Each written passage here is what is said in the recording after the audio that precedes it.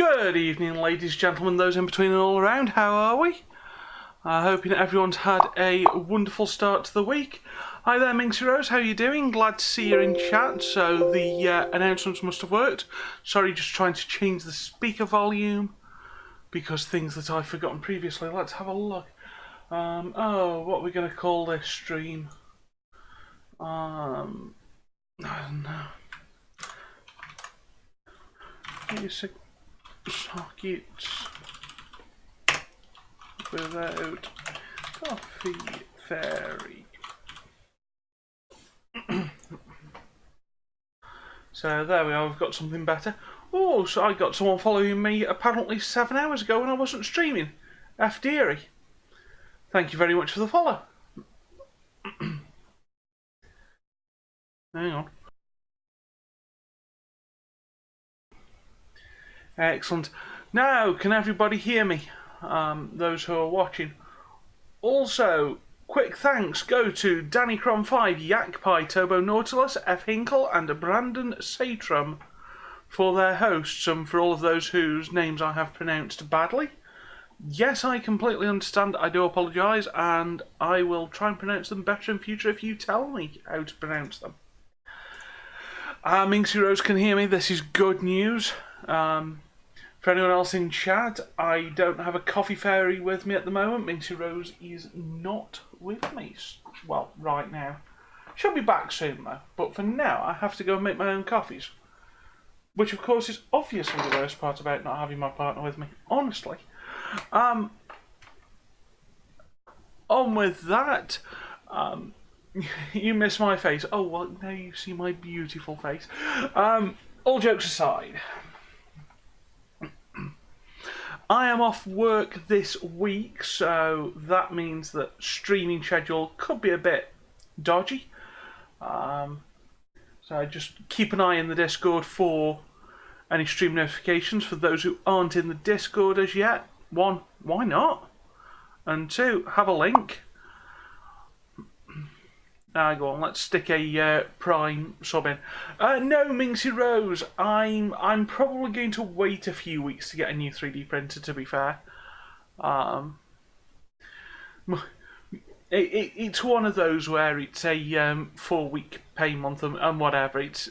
This month's not the greatest month to buy a 3D printer in. I think I ought to wait until next month and get one. Then when I'm on a when the stars align a little bit better.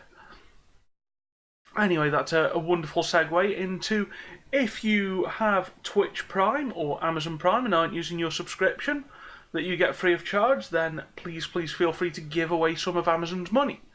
They're giving you permission to give their money away, so I don't see a problem with it. Also, if you do want to support this stream and what we do here, please feel free, but never ever give more than you can afford. And with that, let's discuss what we're doing tonight. And I think tonight is going to be a bit of a continuation on Sunday night. And it's going to be, instead of using the code that we were handed, it's probably going to be a bit of a ground up thing. So we're almost going to end up rewriting some of the stuff that we did, but in doing so, understanding it much better in theory. So let's go across to the code, and oh, lovely. That's not a good thing. No, and it's up. Okay, so apologies if you all saw a black screen there for a few seconds. I also saw a black screen. Also, what does everyone think about having the chat up there? Do you guys like it, or would you prefer us not to have that chat there? I mean, for those who've been here a while, we never used to have that, but once I started putting videos on YouTube, which, yes, I know I've fallen behind on, I need to get some bulk uploads done at some point, I thought having the chat above would be a good idea for when people are watching back on YouTube, but it does kind of get rid of the right sort of nearly third of the screen. So I'm just wondering about overlays and seeing if we can do something about making that less painful. You like it, Minxie Rose? Well, that's good. So it's at least not universally disliked. Let's stick some stuff there.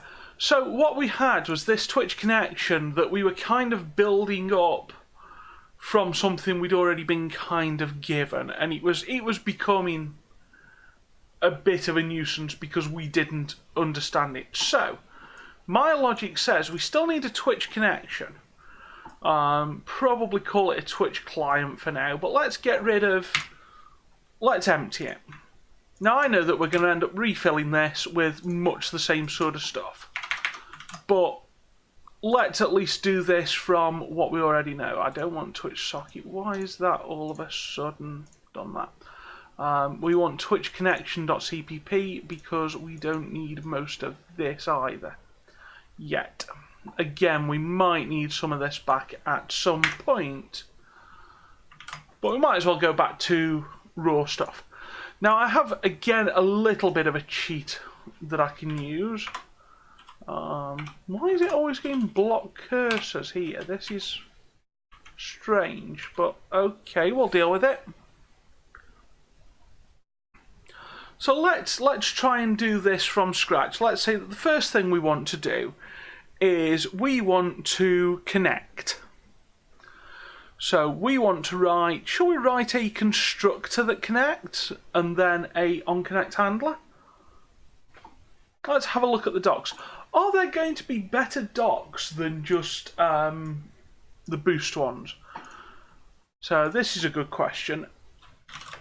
ACO documentation.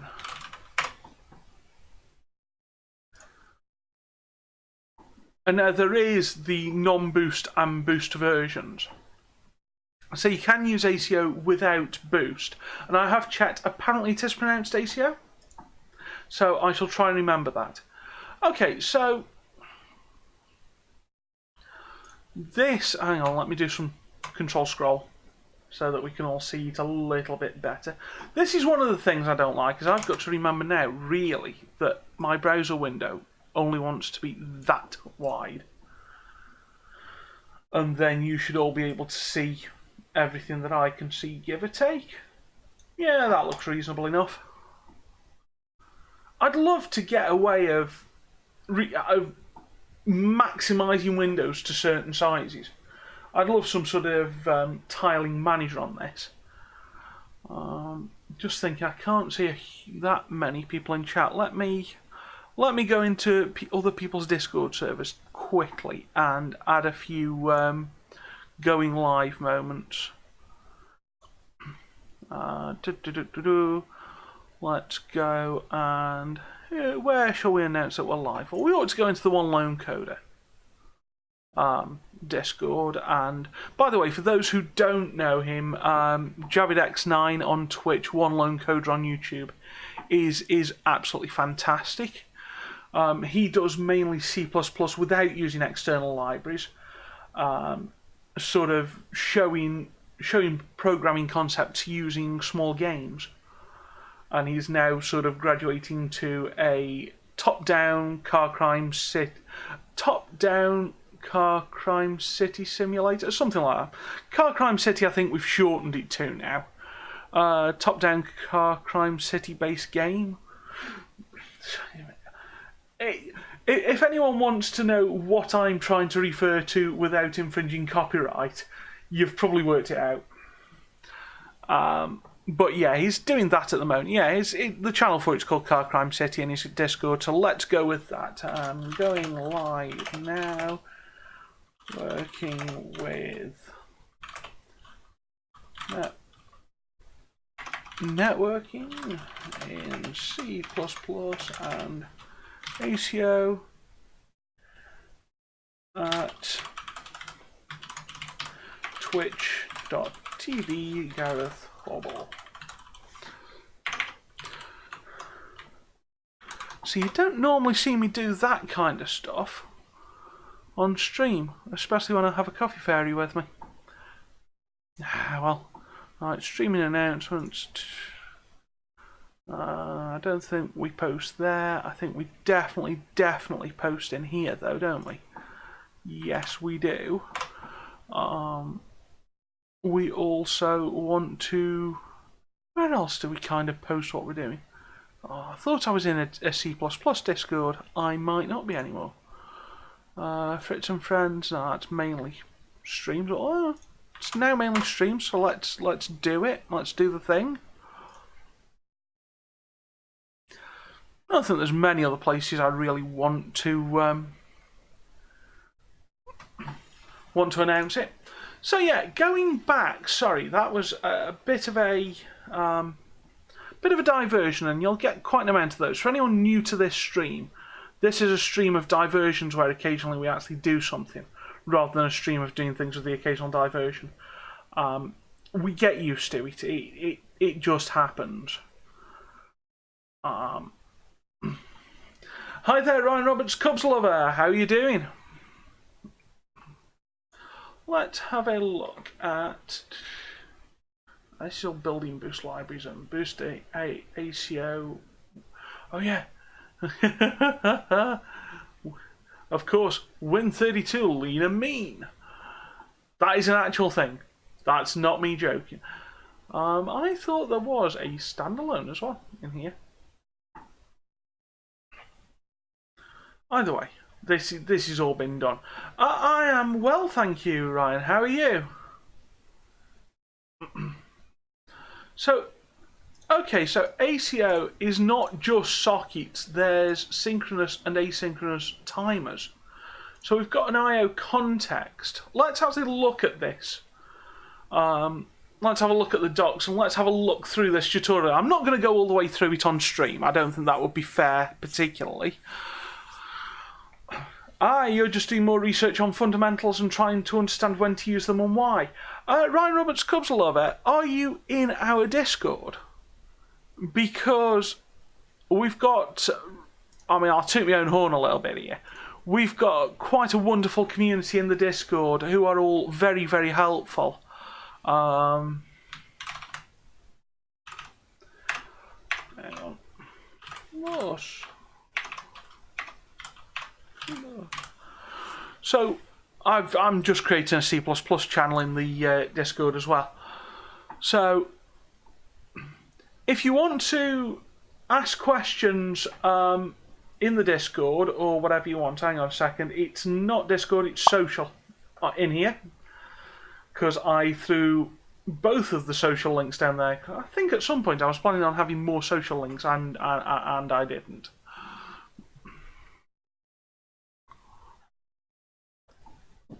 Coffee time. Yeah, there will be more breaks in this stream because of coffee. So, performing a blocking wait on a timer, what they're doing is they're saying you need to have an I/O context object, which they're declaring straight off the bat. Then they're making a steady timer, which is handed the I/O context and an amount and time of 5 seconds, which is in Boost ACO Chrono. Okay, so Boost is including bits of Boost. Yeah, something actually I've just been in Matt Godbolt's YouTube stream and mentioning about Boost, and you know, you can kind of try and use parts of Boost separately, but a quote that came out in that stream, which I am, you know, completely stealing, is that Boost seems to have this habit. It's very good at including other parts of Boost.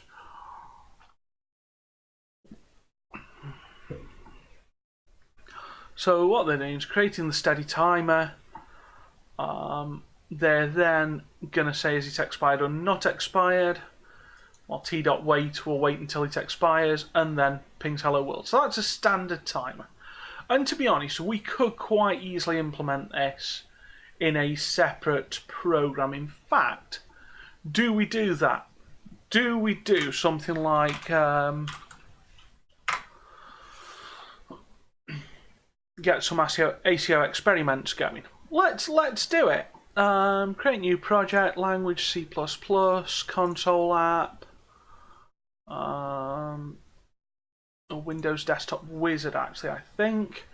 Let's go ACO tests, chuck it there wherever. This is just so that we can build these things right. We'll have pre-compiled headers because I'm pretty aware of what how big Boost is. Hi there, Turbo Nautilus. How you doing? Oh, a nice bottle of cider, and from Bavaria.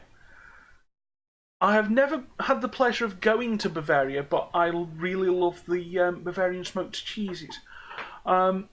Please tell me you're having a great time, Turbo Nautilus, and that everything is going utterly swimmingly. I don't want all of these nonsense comments. I don't want those. So let's actually implement this timer. I think we're also going to have to... let's go PowerShell. Liverpool or Man City, you meant Tottenham. I'll be honest, I don't do sports ball, so that kind of rules me out. CD source repos, CD ACO tests. Let's create the right file in here as well. So if I just add a new item, let's just say that it's a text file. Can we just add text files? Probably not. Let's just call it Conan file.txt there then. Yeah, okay.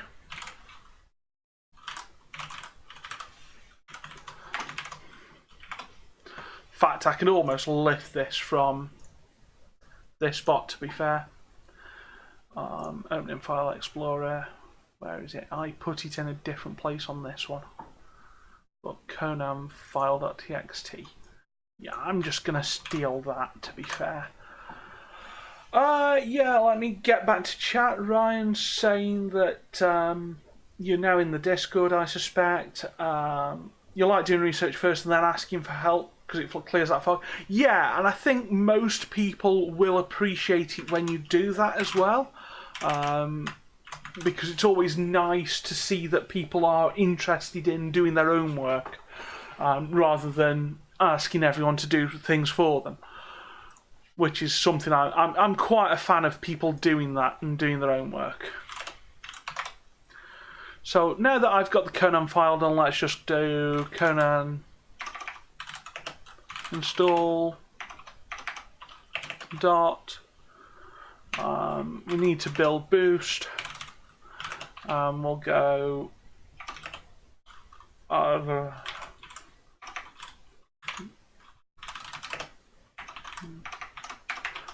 debug. I don't know if I've got this right, but it'll tell me it's actually build type, isn't it? Let's get the debug one. Oh gosh, it actually cares about case, so we'll do that. So we're just going to quickly install Boost. Interestingly, this is much nicer to do here than in VC Package. Oh, it's already noticed that it had got it downloaded, I think. Boost at Conan stable. It's bootstrapping the build engine. Hi there, WTF Blob, how are you doing? Yeah, Conan just seems to be nice to use, whereas VC... To install Boost with VC Package, it was downloading every little package, literally in serial, going, download a package, unzip it, build it, download the next package, unzip it, build it. Whereas what I think it should be able to do, because it already knows that what packages it needs, it's already told us, why shouldn't it just download all of them at once, start unzipping them, and then yes, you have to compile them in the correct order, that's fine. But you've already got the downloads and the unzips done or doing. You're doing at least some stuff in parallel. So it's just a little bit barking to me that it doesn't do that. And it was taking nearly half an hour to install Boost. Now, in the time that we've been talking, okay, I already had Boost downloaded, which is about half a gig. But on this connection, half a gig downloads really quickly. I'm incredibly fortunate. but you're watching this. It's now compiling. It's done all the unzipping, and I don't think it'll be long before we just go, you know what, that's fine. In fact, they're built. I think it's just in the linking now. Good evening, TBD Gamer. How are you doing? Oh yeah, if you were to look at Sunday's VOD, you will see us having that problem with VC package that I've just described, and then installing Conan and getting that working. Now, I've kind of looked into it a little bit more since then, not much. So I've got half an idea as to what I'm doing with Conan now. I am doing very well, thank you very much, TBD Gamer. Hope you've had a good start to the week. Let's see what's happening here. We're calling package, so we shouldn't be a million miles off built here. Let's go and flick across to our. Let's go and have a flick across to our learning of ACO. No, we're not built yet. Essentially, some more files will appear, including a props file. Blue Spide, how are you doing? Hope you've had a good start to your week as well. If we can all start welcoming people in, please and thank you. I noticed that I'm not that great at it as well, so I'm just going to do a warm welcome all. But yeah, if we could all be wonderful people and welcome each other in, make sure everyone feels at home, make sure everyone's got themselves a drink of their choice. Now, this is the file I want to see, is conanbuildinfo.props.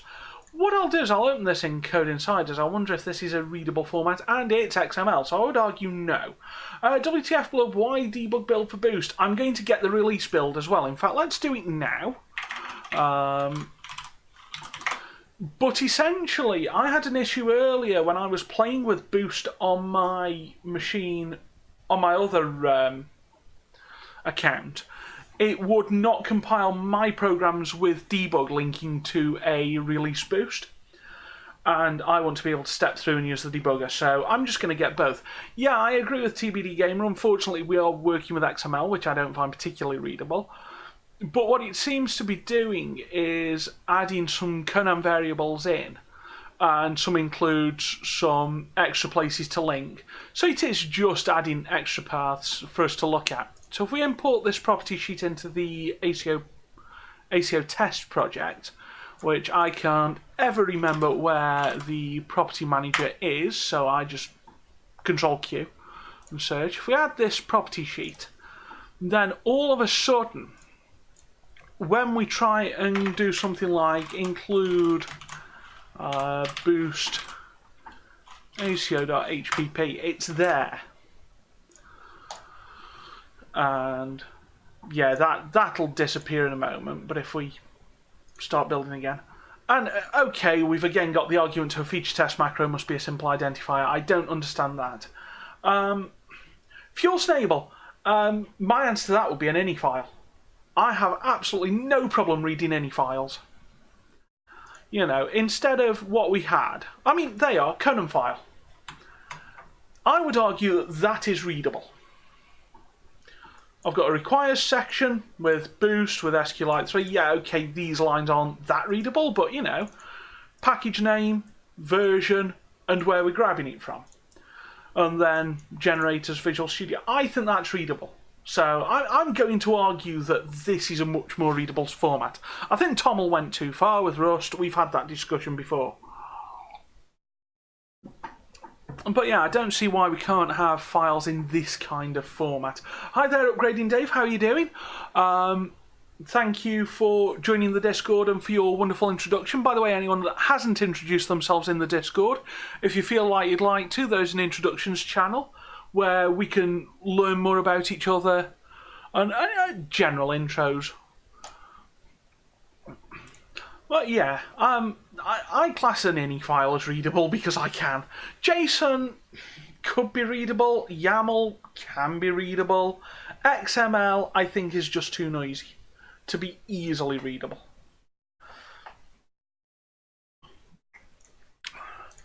Okay, so what are we doing? We're going to have this aco.hpp, and we need to have an IO context object. So this is boost, ACO, IO, context, IO. What are we saying about this? It just provides access to IO functionality. So what does this contain? It publicly inherits execution context. Oh gosh, there's a good amount of docs here. So there's thread safety involved. Oh, whatever that is. I don't know. I don't understand this comment format. I wonder if this is for something like Doxygen or something else. Yeah, Blob, I don't think XML is that readable. I think the fact that you have to realistically use a tree editor to read XML and all the rest of it, I think that kind of tells me that it's not overly readable. I think it's just so verbose. I struggle. Yeah, Fuel Snable, you say that's the only benefit. I think that's a huge benefit. The fact that you can make a compliant parser without huge amounts of difficulty. The fact that the parsers are so ubiquitous, and that the whole sort of spec can fit on very, very little paper indeed. The spec is really short. I think one of the big things in Jason's favour for me is if you're teaching somebody, as I know you are, if you're teaching somebody about parsers and parser combinators, you are in a position, well, you can reasonably simply implement a JSON parser. Which I know that if anyone goes to see Codebase Alpha, who drops in here as SMB as well at times, if you go and see his stream, you'll notice that Fuel Snable has been a guest on there, writing a parser combinator library from scratch in F#, which is, I would say to everybody, if you want to play with functional programming, do that kind of thing. Very, very much do that. It's something I'd actually like to do in C++, and potentially specialise it at some point and write a JSON parser using my own parser combinator library. Just because I can, and because I want to demonstrate that it's not impossible. I mean, what would be really nice is to be able to rip Boost Spirit out and use our own parser combinator library in its place.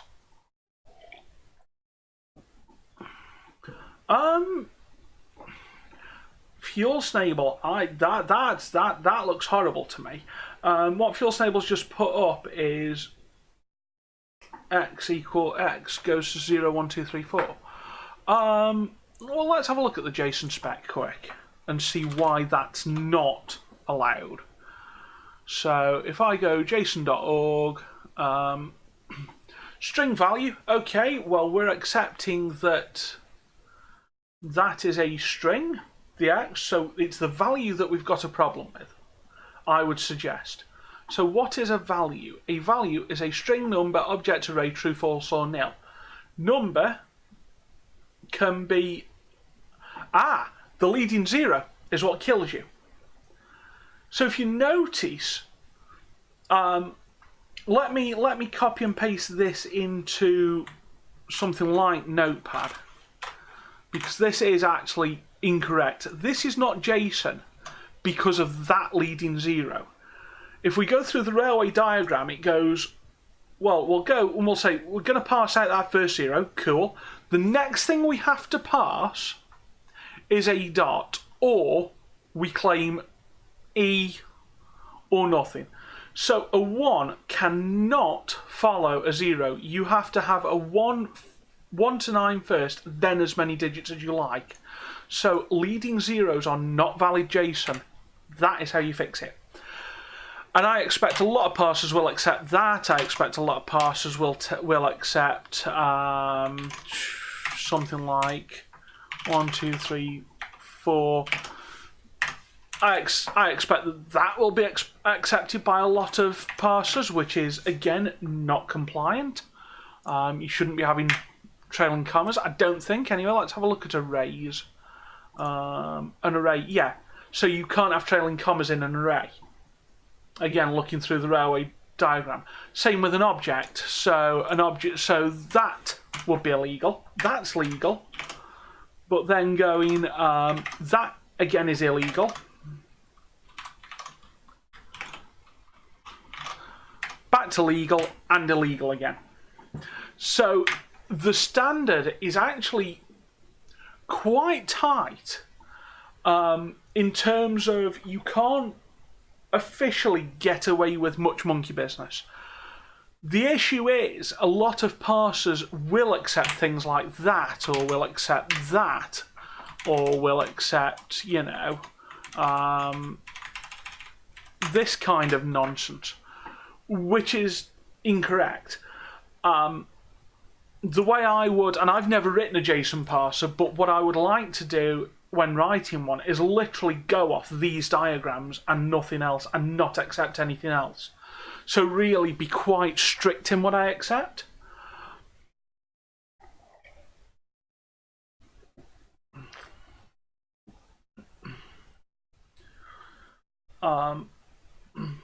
Yeah, I mean, one issue is, and I agree that if we go back to Notepad, let's go back to that.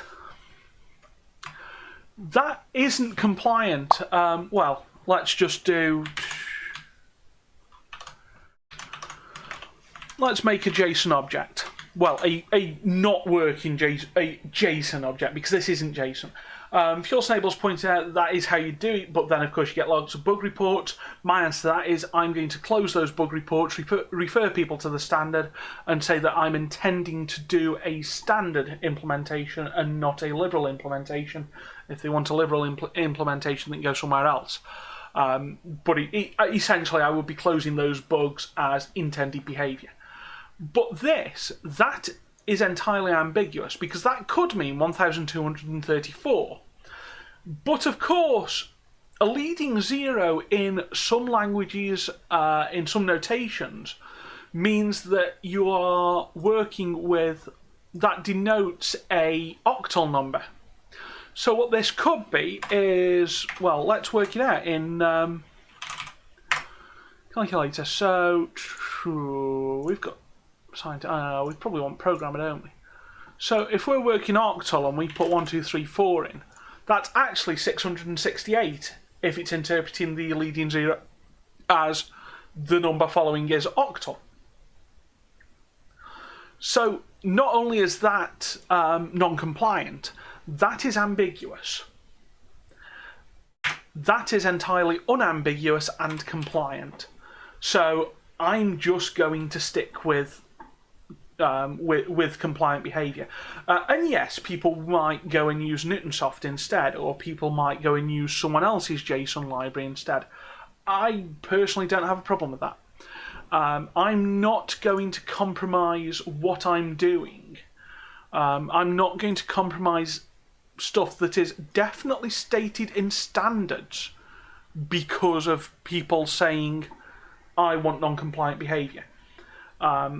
If there is no defined standard for something, then that's absolutely fine. But if it is non-compliant and there is a standard that someone's asking me to break, no, I'm not going to do it. What happens when you serialize an object where the number value is not a number? The standard doesn't contain a not a number. Entirely true. I wonder if at that point you would do, well, hang on, string number, object array, true, false, or null.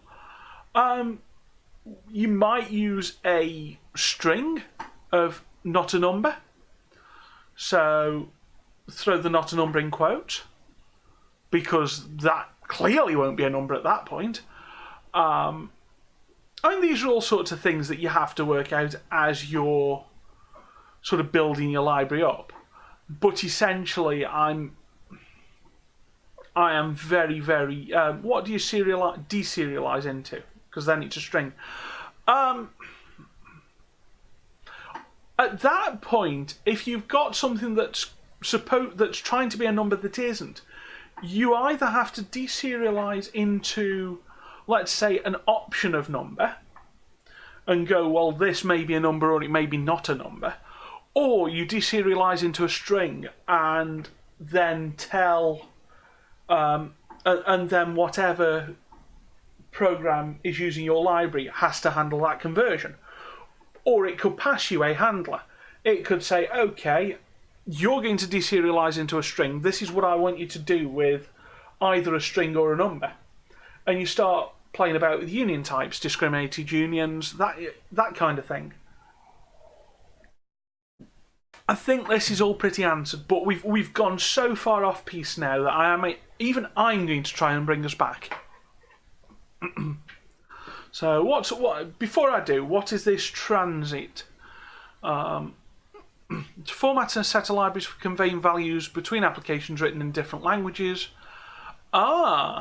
So it's an encoding on top of other formatters. That's that's interesting. So it kind of enriches something like message pack or JSON.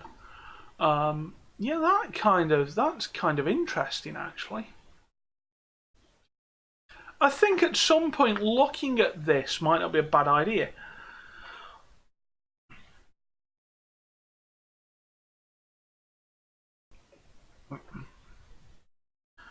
Yeah. Anyway, let's go and have a look. So we've got our I/O context, which we're saying is just a standard I/O context. I don't know what one of those is. It's a bit hand wavy right now. We're going to trust that it exists, and it does. You know, there's documentation here that essentially says that this is what we do for I/O. We're providing core I/O functionality, whatever that may be.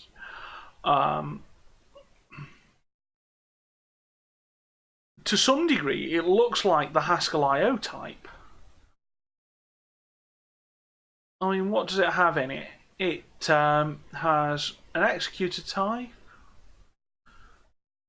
work, an I/O context which is inline, gets concurrency hints. So it really is kind of an I/O object in a way, as daft as it sounds. And wow, there's a lot of code in here. Let's just work with it. Let's accept that we're not going to understand this. So we now want a steady timer. In fact, I'm going to throw this onto a different screen, and I'll explain this through as I'm doing it, because otherwise you're going to get the white-black flashes, which I don't want to be an episode of Pokemon. Obscure old reference there. So let's say that we want to boost ACO steady timer. They're calling it T, so we will as well. We pass it the IO object and a boost ACO chrono seconds 5. So this is basically a 5-second timer, I expect. We're now going to wait on it, and then stirred, see out,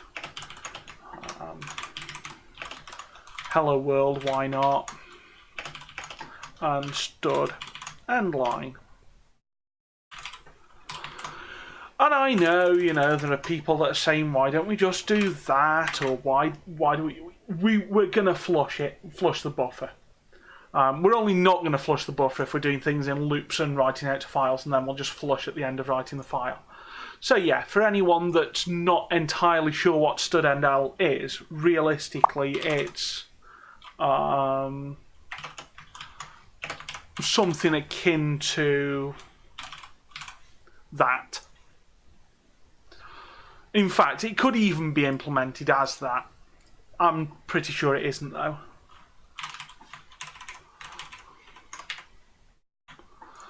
Well, let's have a look at what std_endl is. Actually, that's very close to how it's implemented. So it puts the \n and then flushes the stream. So yeah, it pretty much does do what I just said, actually. So if we run this, fires up. Well, it's going to take a short while to build. we ought to stick stuff in the precompiled header. It's going to take 5 seconds, and then after about 5 seconds, we're going to get a hello world crop up, and then it's going to quit. Okay, we understand this. This all makes some semblance of sense, I think, to all of us, hopefully. Let's just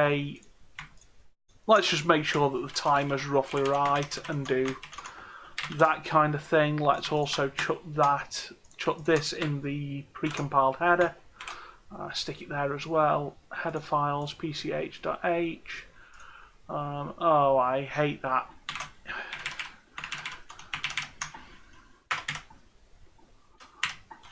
Pragma once.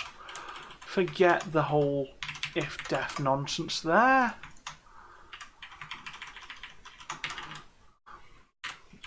And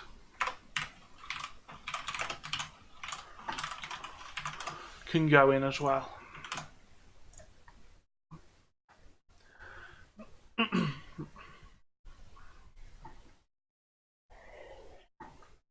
So okay, we'll load it up. We've got a hello, and then we get world a few seconds later. That works. Church encoded lists. I noticed you dropped something into the Discord about those, Fuel Snable. There's something that I don't know about yet, so I will have to look those up at some point.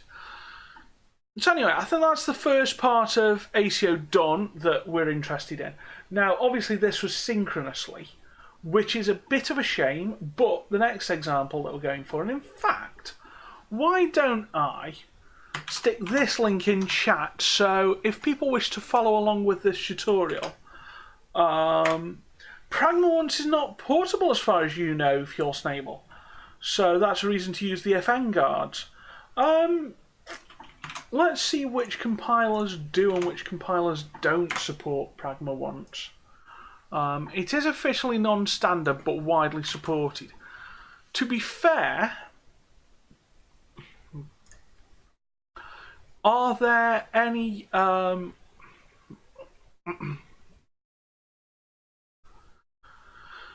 what compilers do seem to support it? So Cray C and C++ doesn't. Well, that's a bit meh. Clang does. Oh, hang on. I'm going to go back out and into that. Clang does, GCC does since 3.4, which is pretty old. MSVC does, Intel C++ does. CUDA compiler doesn't. Do you know? I think all of the big ones that we're going to use, even TinyCC supports it. So I don't have a problem going and using Pragma ones. It's supported by enough compilers that you've got to kind of make a judgment call on portability. And I think the judgment call I'm going to make there is, you know, Clang, GCC, MSVC have all supported it for a good length of time. Intel C++ and TinyCC as well. Is anybody going to be using the Cray compilers? Is anybody going to be using the NVIDIA CUDA compiler? Well, not for what we're doing, because, you know, we're not doing anything GPU related. And VX Toolset for Tricore, I've never even heard of that one. So, I'm going to go with it. Because the include guard is such a... it just feels like a nasty hack. And Pragma once, that does, to me, just look a lot more clear. It looks, you know, it says include this only once, rather than using the include define guards. So, I'm going to say that in my mythical coding standard, Pragma once is the answer.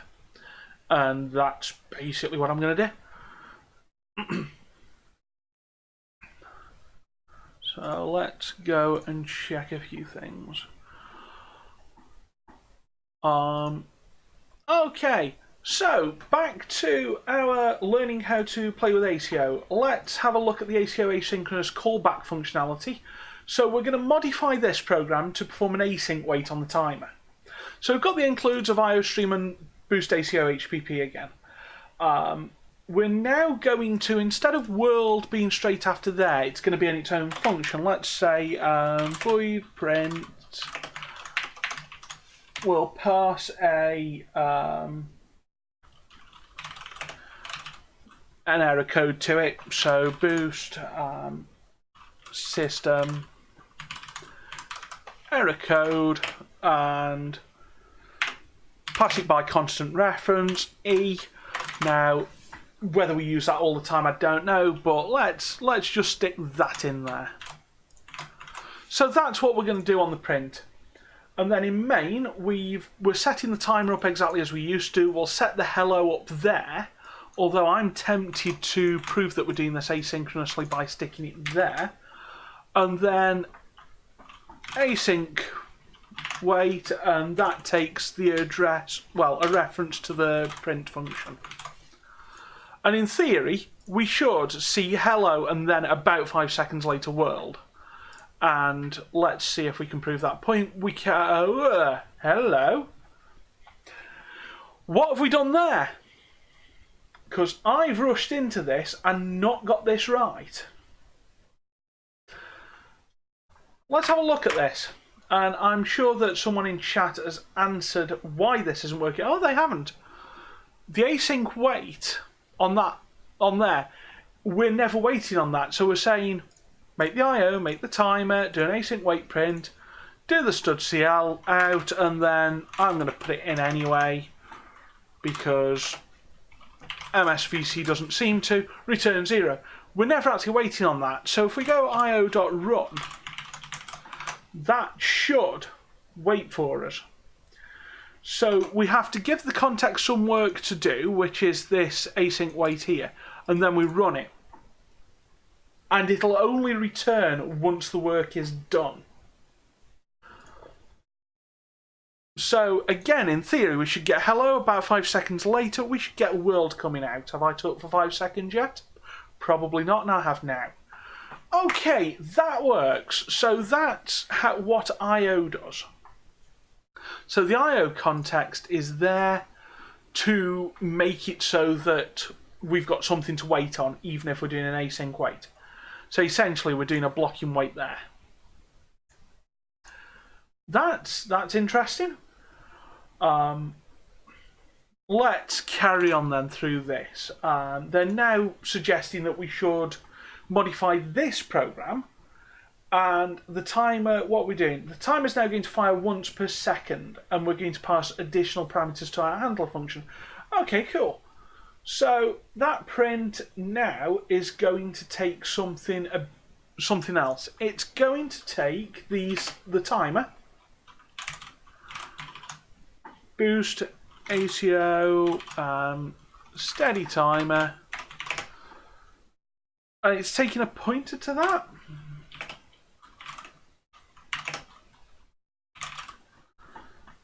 Fair enough. That's fine. Yeah, it's taking pointers. Now this makes me feel a little bit displeased. I'd rather not pass raw pointers around, but we'll run with it, and then we'll have a look at if we can pass something like a stud unique pointer instead. I don't know. I don't know what the crack is. And now what we're going to say is if the count is less than 5. Oh, hang on. If what the count points to is less than 5, so let's dereference that. Then we'll see out it.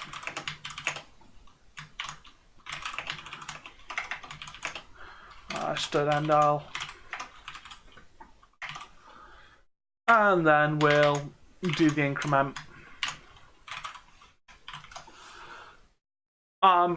Post-increment or pre-increment, I don't know the difference particularly. If anyone does, please let me know.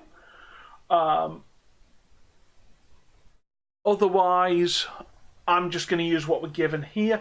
Ordinarily, I'm kind of explicit. Ordinarily, I go...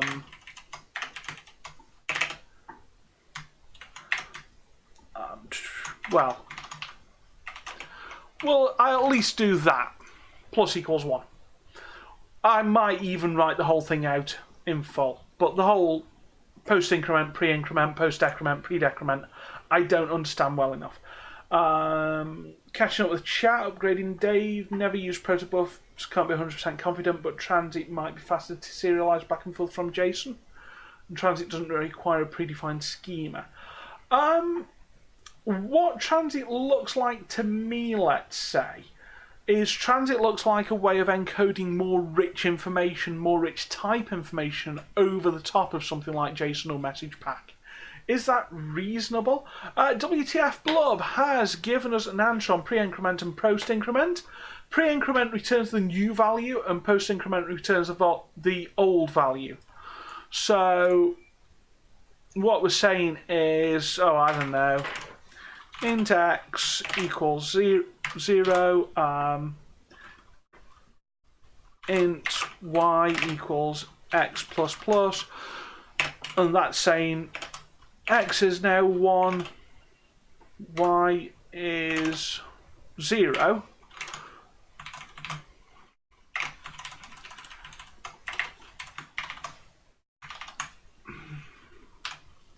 Is that roughly right then? Yeah, that's... yes, upgrading Dave, yeah. So that clarifies what transit is, kind of a layer over the other encodings. Protobuf, I don't know. I don't know protobuf at all, so I don't know what to say about that.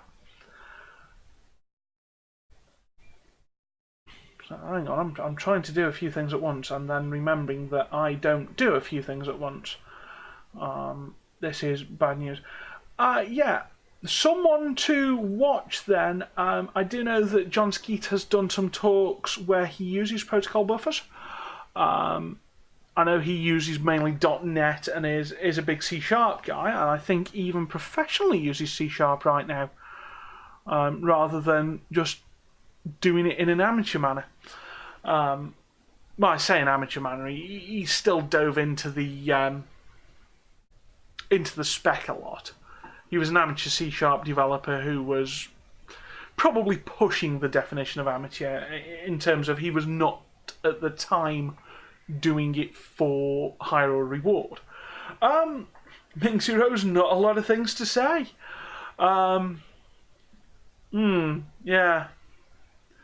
Yeah, I think I know the song you're quoting there, Minxie Rose. So, just to confirm, WTF Blub, if you're here, have I got that right about pre-increment and post-increment?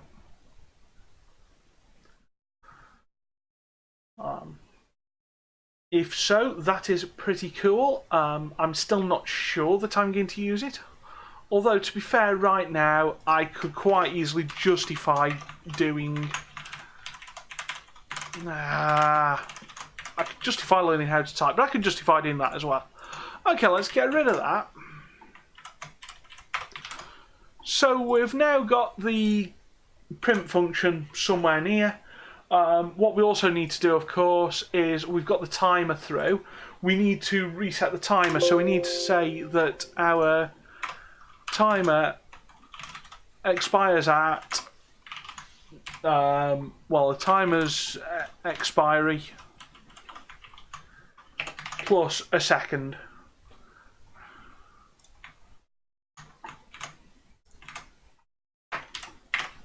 I'm sure that Boost ACO Chrono must have. Hang on, we've got Chrono.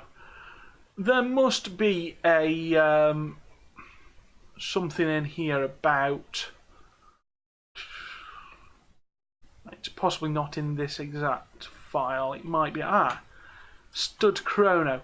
Okay, that's cool. So they are redefining Stud Chrono in this instance, which means in theory we should be able to use the time literals. I'm not going to try it, but in theory we should, instead of having to do that, we should be able to do something like that.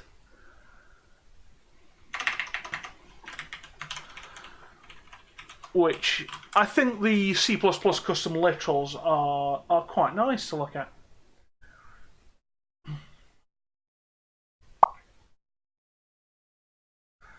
So, hang on, I'm hearing things.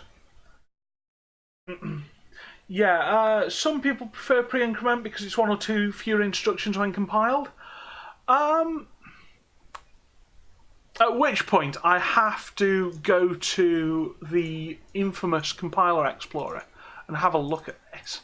Compiler Explorer. Let's see if there's... no, the top result from Google is godbolt.org. Okay, we will use his name as a verb. Yes, we're fine with the policy. So what we're saying is int pre inc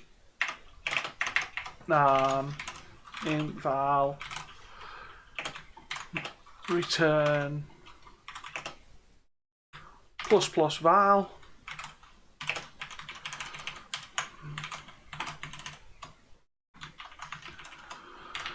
I would have thought that this could be potentially optimized away to some degree.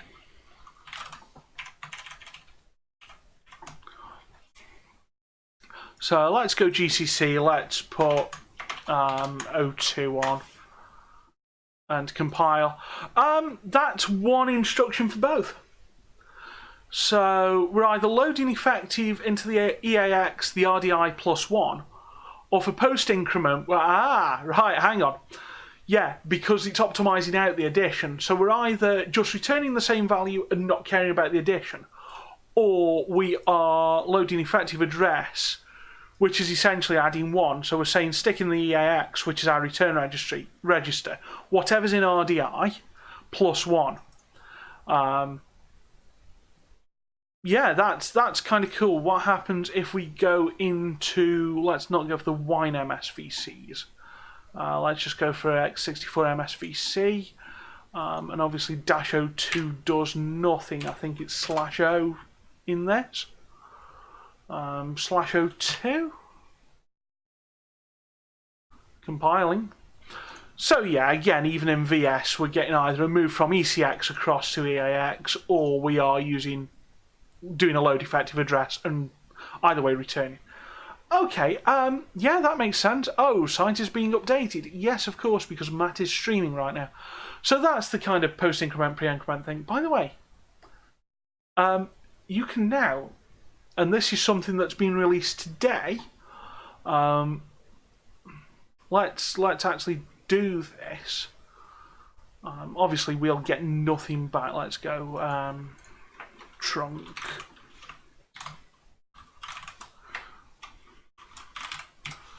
Go into something like, I don't know, x86-64 Clang trunk, -02, let's go int main, int f equals pre inc. Well, why not just do a stud?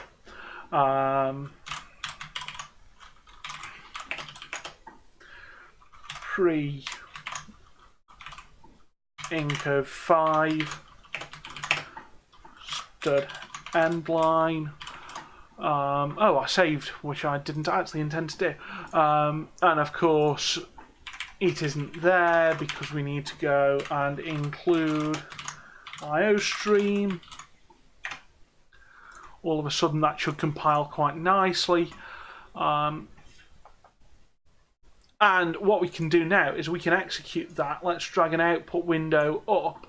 Compiler returns 0, program returns 0, and prints out a 6, which is the pre-inc. And obviously, if we go for post-inc, then again, oh, hang on, it's just taken a while, and it returns the 5. So that is pre-inc, post-inc, but yes, we can now get a way of executing binaries. No, they didn't update live just for me, WTF Blob, but just before coming live for you guys, I've been watching Matt Godbolt stream, so I saw him doing a lot of the work on making binary executions. By the way, if anyone is going to do binary execution on godbolt.org. I would please encourage everyone to be respectful of the resources. Obviously, this is coming out of Matt's pocket, and also, you know, don't try and break out of the fire jail. Yes, it may not be 100% secure, but hey, this is being provided to us free of charge to us, and in good faith. And I'd really hate for the feature to disappear because it's been misused. So please, be responsible, people. I'm sure everybody here is. But I have to give ask the question. Okay, so that was quite a nice little diversion, and I got to show off that I've heard of something in Compiler Explorer, which is always nice to know. Also uses Proactor design pattern, another thing to learn. Well, that's something we'll get on to. Anyway, we're at the binding arguments. So at this point, we've reset the expires at, and now what we need to do is do an async wait again. Because obviously we need to set this timer back running. And at this point I want to, well, let's get the code in and then we'll explain it. Because this looks quite cool to me. Let's fill it in before we do anything else. Print and boost ACO place holders error. This is all very, very wordy, but you know, T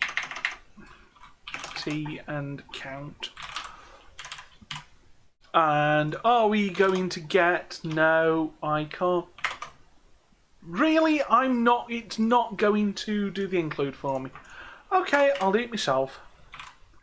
Include boost bind .hpp, and it's there. And what we've done is, from what I can tell, partial application. What does bind actually do? Oh, it's a lot of type defing stuff. Essentially, we've used bind before. We've used it from the standard library though, and we're doing named placeholders. So we're saying that we're going to use async wait. Now, if we remember, async wait just passes an error placeholder, where boost bind is saying we're going to use print.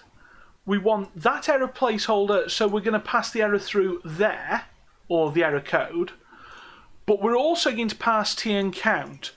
And what this returns is essentially a function pointer to a partially applied function. Something that's incredibly clever to the point that I don't understand how it works. I just know that if we go back to our F# times, so if we go, let's fire up VS Code. If we have a look in F# and we do our old classic add a b equals a plus b, let add 2 equals add a, add 2 to something, and then add 2 of 6, and that'll return 8. And that's the partial application there. Boost bind seems to do exactly the same for us in C++. So, I mean, again, for people who want to see more functional programming on the stream, without kind of giving it away too much, we're doing a lot more functional programming here than people expect to see in C++. It is all entirely doable. Bind CC there. Okay, that's going to start causing an issue, potentially. So we'll go through main, we're getting our IO, we're getting our steady timer, we only want it to be 1 second, we're going to declare an int of count, we'll set that to say 0 as well. To be fair, can we just do that these days? Or even that for weirdness. I don't know why I would do it, but apparently those alternatives are kind of more the thing that are used. or I've heard them being used in C++ these days. I'm going to go across to chat and make sure. You started getting into F# yesterday and love it, says WTF Love. You didn't know about the partial function thing yet to learn something new. Yeah, really, one of the great ways to use partial application is, when you're using dependency injection in something like C#, where you say, I want to construct this object, but I want it to be, I want things to be injected. Let's say we've got a logged add, so let's go let logged add logger a b, and that's essentially going to be I don't know, logger a plus b equals percent %d, something like that. Well, in fact, you don't even need the brackets. We're in F#, aren't we? A plus b, and then just go a plus b. Logger is a function here that takes. Let's annotate this quickly. Logger's going to take a printf string or something similar to that. Printf string to unit, and then a, let's call them int32s, why not? Or just int. And then essentially, and just to finish it off, that, and then essentially you can create a function. So our adder is now a logged add of, I don't know, some kind of nlog logger, or you could have not logged is the logged add, and then we'll pass in the ignore function. And essentially we've now got two functions that do exactly the same thing. In fact, let's stick some highlighting on this as well. You've got two functions now, one called our adder and one called not logged, that do exactly the same thing but log in different ways. And then a generic function that says, I'm going to log whatever you want me to log, but I don't know how, you've got to tell me. So it's really a more powerful dependency injection. And it's why a lot of people will say things like, well, you can use design patterns in C# or in OO, but in functional we just use functions. There's an amount of truth to that, but it's a little bit blasé. We just have different design patterns. But passing functions around and partially applying functions is a really big one. Also, in this one's case, if we can pass an ignore function into there, if we can pass something into there that's pure, this whole thing's pure. So under test conditions, we'd use that and kind of guarantee ourselves a pure function. Whereas in real life conditions, it would be impure, but we've tested the pure parts of it. Minxie Rose, one long coder, yeah, JavaDX9 has done rants. I think his rant was more against adding unnecessary complexity. In this case, the idea of passing functions to functions when used well is very good. I mean, part of his rant had templates in. And yes, when you overuse templates and when you abuse them, it may not be the best thing in the world. When you use them with respect, when you use templates for the right reasons, they can be utterly wonderful. I don't think he was really commenting. I mean, if he were in chat, he'd be able to tell us. But I don't think he was really commenting so much about each individual technique and whether he thought they were good or bad techniques, but more about knowing when to stop, knowing when each technique is useful, and knowing when you're making things better or worse with what you're doing. That really is the crux of programming to me. Is sort of understanding what you're doing, understanding why you're doing what you're doing. It's like, sticking this stud endal here. We know that is a carriage return, a new line followed by a flush. So we know we're flushing the output buffer there, we know we're flushing it there. But for our purposes, that is what we want. By the way, let's get rid of that world. Let's get rid of that hello, because we've proven things there. So in main, we've got our timer. And then the async wait is once again going to be a boost bind. Because again, we're going to partially apply that print function, and we're going to give it the address of t and the address of count. So we are passing by reference, but we can't really pass by constant reference. Now, is there an argument? Let's run this. Let's see what it does, and then let's have a play. Oh, and also, of course, after the I/O run, we can always go and get the final count by going stirred cout. Final count was. Do you know what? Quotes never hurt the joint there either, do they? Let's stick some quotes in. Final count was count stirred end line. And I would say that should work, and that should give us 5-second count 0, 1, 2, 3, 4, and then final count was 5. So yeah, that's worked. Now, do we want to pass things like that, or do we want to pass things a different way? Let's say we want to pass that. What happens if we don't pass references? So T there, that's inaccessible. Okay.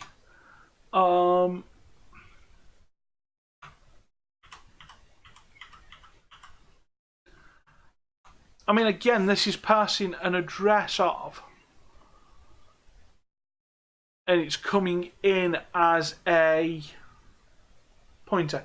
Do you know what? For now, I'm going to leave it like this. This isn't our production code. We're learning ASIO. So what we've learned now is how to pass parameters around using boost bind to partially apply functions.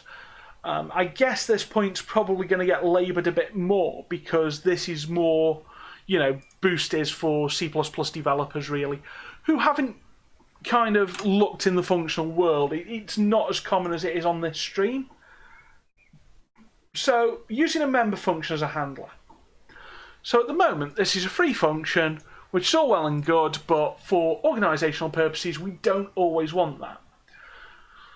So, time to play with classes.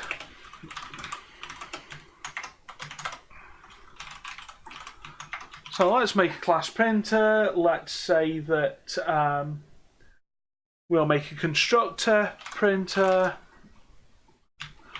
which is going to take a boost ASIO IO context. It's going to take it by reference, but not by constant reference, and it's going to call, well, okay. See, this all seems to be done in the order that it appears. And why is timer underscore? Well, timer underscore isn't set up as a member, so we'll set it up if needs be.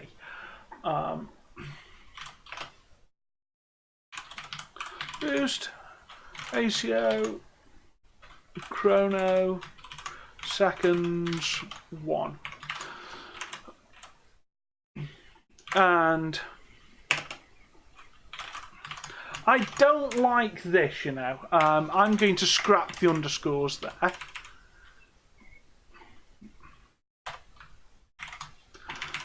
And let's have some private members in here, because I'm guessing that timer and count are private members.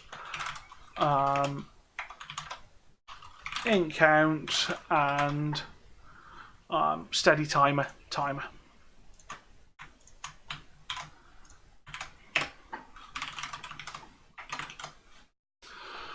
That makes that constructor semi-happy.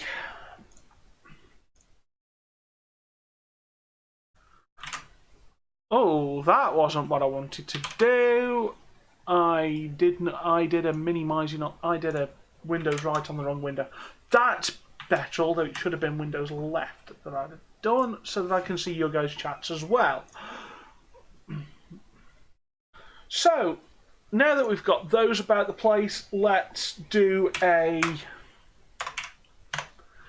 timer async wait.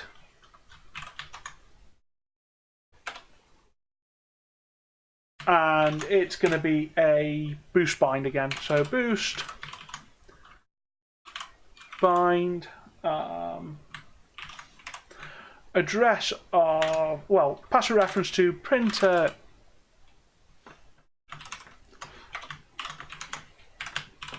print and this. And what I have to guess is that the print function is now essentially the old function, but modifiable. So let's do that. This, instead of taking the steady timer and, well, this doesn't take anything anymore, because of course we are just binding with this. And now we don't need any of these to be pointers. That's cool. T can now be dotted instead of pointed, I think. In fact, it's timer now.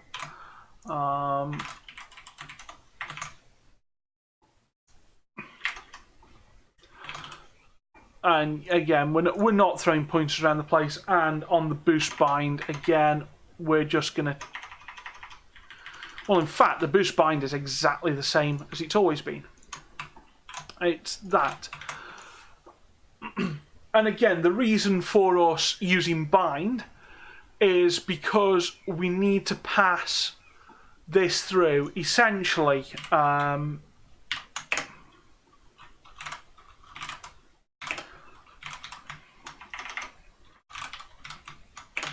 we've got a hidden type in the type signature, which is that. And that's how this goes in. It's just that C++, well, the compiler deals with that for us. We don't have to deal with that. I think I've mentioned this before. In Python, you do have to explicitly accept self. But in C++, we don't. So that is the timer done as a class. In the destructor, we might as well have one as well. So that's printer like that. And at this point, the destructor is just going to do the final count. So now we don't need the count in here, we don't need the steady timer, we don't need the async wait. All we actually need in main is the IO context, so that we know when everything's finished in the IO context. We need the printer, and we'll pass that our context, and we'll run and then return 0. So we've abstracted the timer out into its own class. Run this, we should get exactly the same result of a count up to 5 and then a final count was 5. Well, 0, 1, 2, 3, 4, final was 5. And we do. So that's all exactly what we expected. I'm not sure I like the fact that we're starting the timer in the constructor. But it's handy to know that the destructor is called when it's at the end of the IO run. But I guess that it's actually called there. I'm guessing that it's just called at the right place in the scope. To sort of solidify that idea and make sure that I'm not wrong, because I often am. Let's say I think this will be called before the final count is shown. So I'll put my neck on the line a little bit and I'll say that what we should see is 0, 1, 2, 3, 4. I think this will be called before the final count is shown. Final count was 5. Let's find out. 0, 1, 2, 3, 4. I think this will be called before the final count is shown, followed very quickly by final count was 5. So yeah, that tells us that I semi-understand C++ object lifetimes. This is a good thing. This is an incredibly good thing, actually, because if I didn't know this, if this was wrong, I'd be worried. So the next thing, and again, we're doing timers now, only because we're dealing with how ACO itself works. We can then apply that to the sockets afterwards, and there's a whole other set of tutorials on that. If anyone has just joined, we are now about to go into that tutorial. However, as is traditional on broadcast television and apparently now on Twitch, I am going to go for a quick break. I have, unfortunately, a very empty coffee mug. So if everyone would be so kind as to also go and get yourselves a drink, stand up, have a walk around. We've been live for over an hour now anyway, closing in on an hour and a half. So it's time for everyone to sort of get a bit of exercise in, do some jumping jacks, whatever, and we can go and come back, sit back down, have a look at synchronizing handlers and multi-threaded programs, and hopefully carry on working towards getting the Boost ACO sockets in without me going, I'm going to copy and paste this code and then explain what it means once I understand, which didn't work. So thank you very much, everyone. If you'd be so kind as to be nice and patient, as I know that everybody in here is, I will be back in probably 5 minutes, maybe a little bit longer, I don't know. Listen to some music, jump yourselves up, have a wander around, get yourselves a drink and whatever, and then I will see you all very, very soon. Thank you.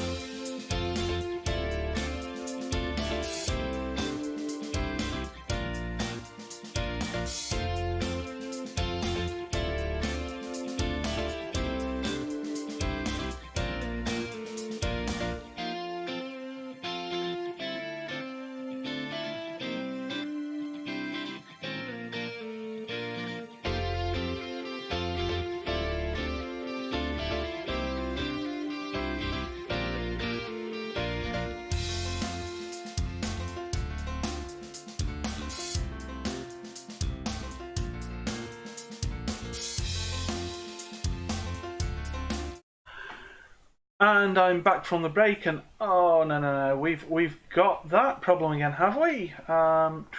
Main screen, properties, and it comes up. God, we're back. We're back. Excellent. Right. So, what have we been talking about over the break? Partial applications and partial functions. Partial functions. That looks like multiple function headers to me. Incidentally, to make the joke, you can do that with templates. No, we're not going to do the template implementation of Fibonacci sequence, and no, I'm not doing the Constexpra template implementation of it either.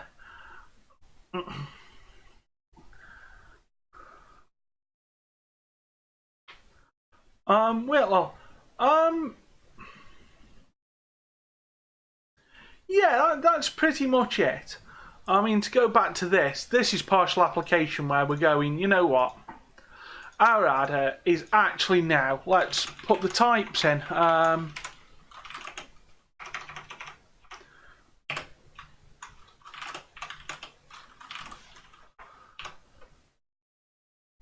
These are both int to int in this case. So yeah, it's because we're passing it the first argument, it comes back with as a function that's got 2 arguments.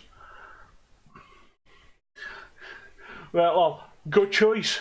I can be with you on that choice wholeheartedly.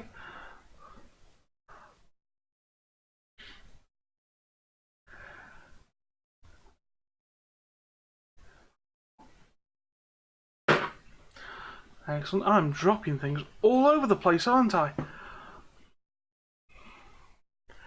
Yay for me. Yay for all of that nonsense. So yeah, that's kind of partial application. The simplistic look at it is I'm going to give you some of the information you need, and then it'll come back and say, right, well, I need more before I can do anything, but I'll keep what you've given me.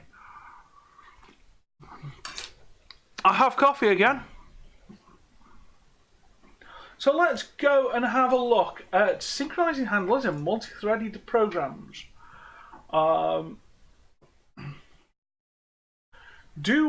we ever going to need to do this? You know what, this tutorial doesn't look long, let's do it anyway. So we're now demonstrating the use of the strand class template to synchronize callback handlers. So we've avoided handler synchronization because we've just called run from one thread, which is cool beans. We're doing the whole lot on one thread. Yes, Minxie Rose, I might have some ice cream in a bit as well. Minxie Rose ran out of scotch. Yeah, that's a bit of a shame. You'll have to get some more. You need scotch. You need some, yes, please. And yes, ice cream. Ice cream. What flavour ice cream have you got in then, Minxie Rose? Because I'm on the cookie dough. Because me. So yeah. We're avoiding handler synchronization by calling IO context run from one thread only. However, the ACO library provides a guarantee that callback handlers. It's the tutorial's telling me that we already know this. I don't, but okay.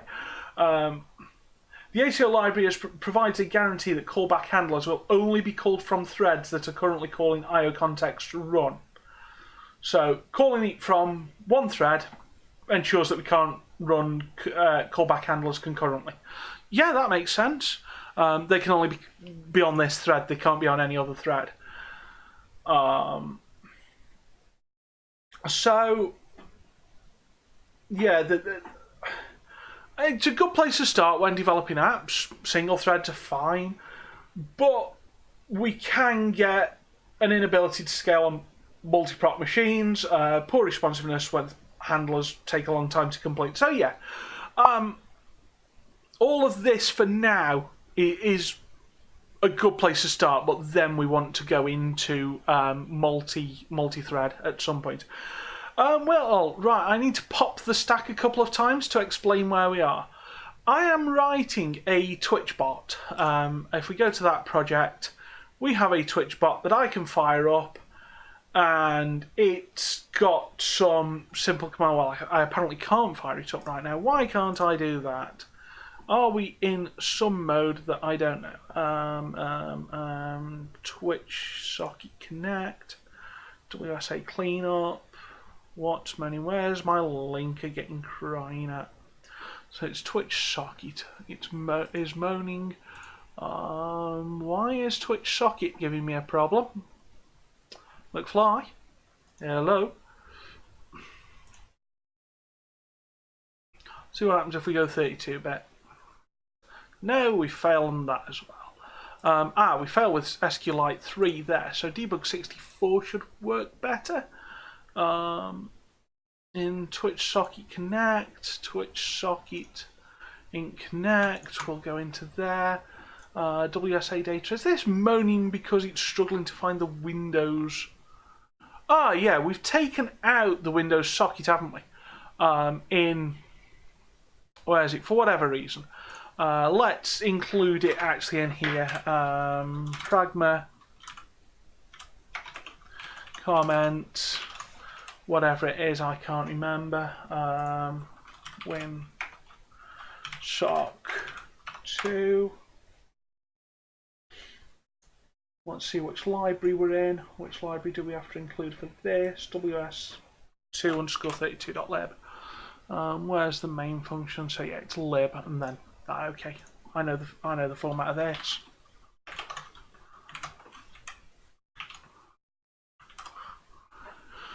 And then if we build this again, it should play nicely. Well, there is a JS domain. I am sure that .js is a TLD. But node.js isn't there.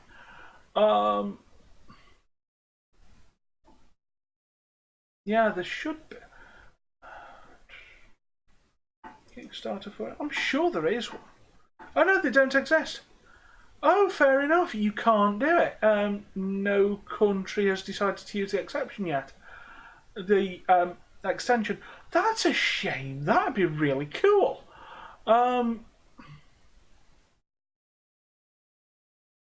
Yeah. Okie dokie. I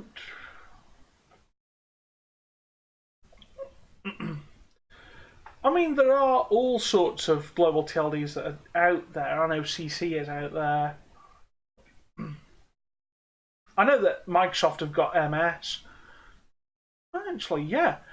2 character domains reserved for countries, and there's no country that's decided to use that. So why?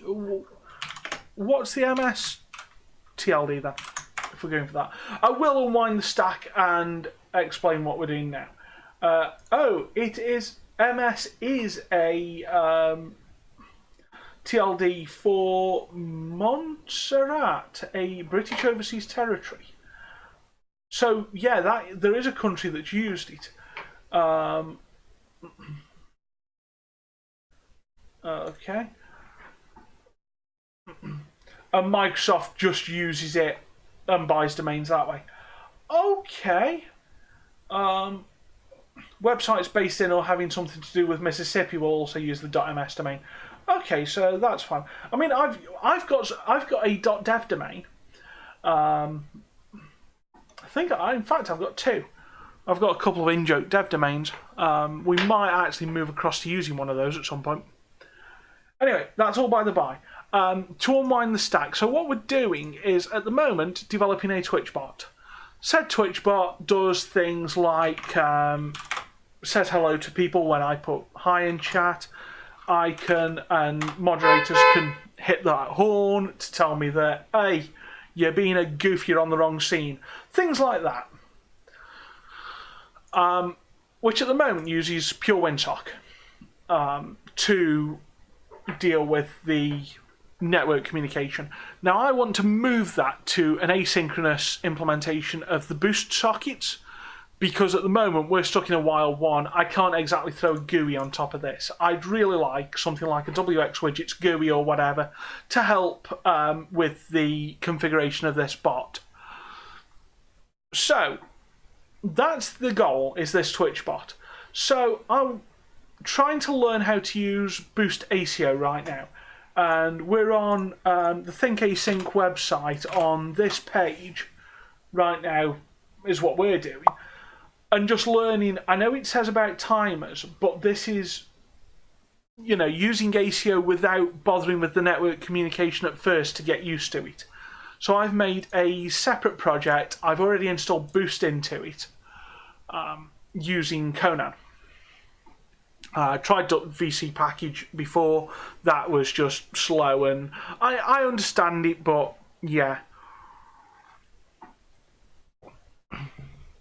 So we've gone down the Conan route. For cross-platform, that might be easier to use anyway when we sort of start making a CMake project and trying to port the whole thing to be cross-platform. Because I'm sure that some Mac users will want to use this. Streaming off a Mac is reasonably common.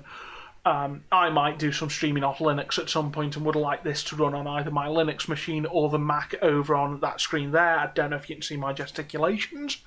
But yeah, it would just be a nice exercise to have this cross-platform, as well as asynchronous sockets, an asynchronous network, so that we can then hook up a GUI as well and start really polishing this off a little bit. The main reason that we're doing this is not because I want a bot, because, let's face it, Nightbot exists, as do other bots that are clearly pretty good. But I'd like to learn C++. I've always had the strong opinion against C++ for all the, memory management. It's the language that crashes. It's the language with the useless compile errors. And I sort of realised recently, well, I haven't given C++ a fair go. I've never actually used it. And frankly, now that C++ 17 is about, we're not in the C++ 98 days anymore, maybe it was worth trying the language out. I mean, I've been avoiding it to the point that I've been using Rust a lot, or a small amount on stream. And it's all well and good claiming that Rust is a C or C++ killer, but without knowing C++, I can't make those kinds of claims. So it just makes sense to learn and use C++ in anger a little bit before going back to Rust and seeing, is Rust really that awesome? Is C++ really that terrible? Are they both getting ideas off each other? What's sort of the future of the languages? What's the state of the union at the moment? So that's the high-level spiel of where we're going with this. Blubma, yeah, I can't see Rust killing anything. I think I'm with you there. But I do like a lot of the guarantees that Rust claims to provide. I also wonder how necessary they are at the moment. Too many people can't get used. Yeah, I mean, the borrow checker, you fight with it until you don't. It's one of those. I think there's a lot of things like that where you'll fight with things until they click. Yeah. I think once people get used to the borrow checking, or once people write C++, I mean, now that I understand the borrow checking to some degree, writing reasonably safe C++ has become easier. I don't know. I think there's a lot to play on this one still. I don't think it would be fair of me to call anything out as being a C++ killer yet. I mean, that's a big claim. That's a huge claim. And I don't think it would be right for me to call out that Rust won't kill C++ off, because actually it's at least doing something new. It's not just a new syntax on an old language. It is genuinely doing something quite exciting. Well, yeah. So let's go and have a look at making this multi-threaded.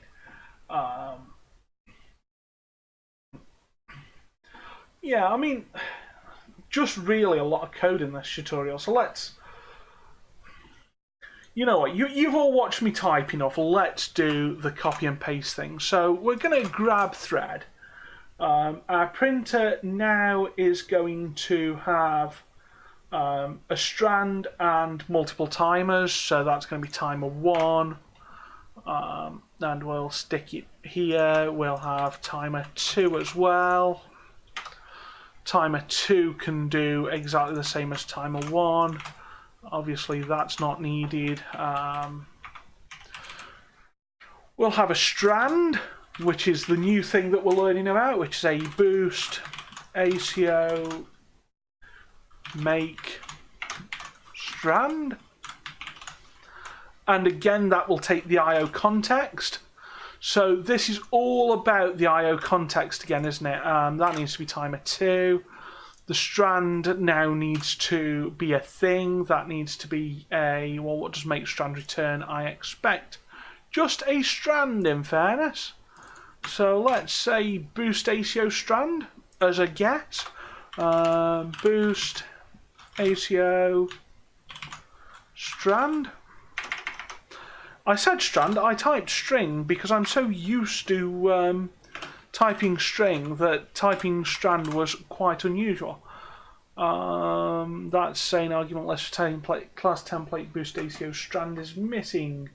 So what should strand actually be? It needs to be a strand. Oh, lovely. It needs to be, it is in the tutorial. It's a strand of boost ACO IO context executor type. So what is an executor type? It's what you use to submit functions to an IO context. That actually makes some semblance of sense. So this is what we use to throw the work at it, and this is a strand, which I guess is a thread under a different name, something similar. We'll find out more.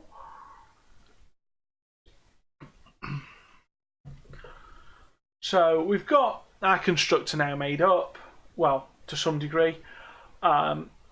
We've now got to do timer 1's async wait, and we're going to bind an executor. So we're not just doing a bind anymore, we're doing bind executor. And it's to print a print 1, so we're going to make 2 print functions, this is the thing, and this. So what is bind executor? Oh, hang on, we do one worse. We bind executor, and then that takes the strand, I didn't read this correctly at all, and a boost bind of that lot.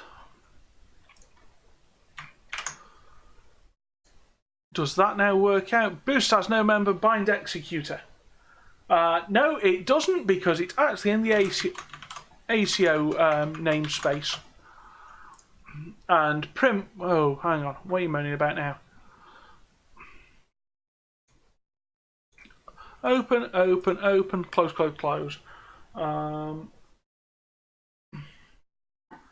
So it binds the strand and the boost bind. This is interesting. So print 1, yeah, we probably need to change that to print 1 for now, just to make that work. Okay, so that's the compiler reasonably happy, which always, you know, sort of makes things better.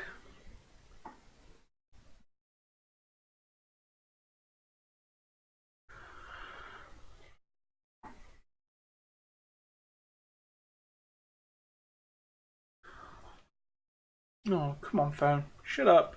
Thank you. And then obviously we're going to have a print2 function. And wow, long lines are long. So, okay, timer 2's async wait is going to go to print2. That sort of makes some semblance of sense. This is starting to get really quite wide lines. Do you know, as long as it's fitting on the screen, I'm not that bothered. We'll let them live for now. So print 1 and print 2 are essentially, do you know what? I'm copying and pasting these because I genuinely think we've already written these functions twice anyway. Obviously, I don't use the underscores for member variables, so let's get rid of them, and then we'll have a quick look at what has actually changed. That can go all on the same line as well. Can it? Why can that? Ah, yeah, because we're in an if block. Okay, so there is a reasonable line break. So what print 1 and print 2 are doing, well, originally it was just couting, well that's right, but it's the timer number now. Plus plus on the count, yeah, that makes sense. Reset the expires at, do the async wait. So yes, we've written this function before. It's just now that we've got two of these. And count, by the looks of it, is not... So we're sharing the count between the two timers. Ah! So I smell a race condition potentially here, because we're sharing that count. I think this is probably what this tutorial is going to try and teach us a little bit further on.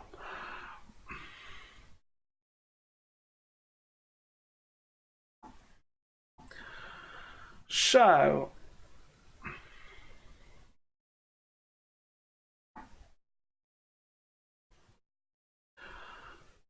let's hang on. What's all happening here? Things are kicking off in different places. Right. So what I want to keep an eye on, just sort of on balance, is this count. We got a mutation of shared variables across various processing contexts. This is what I'm thinking. I'm not liking the look of this. Now, I wonder if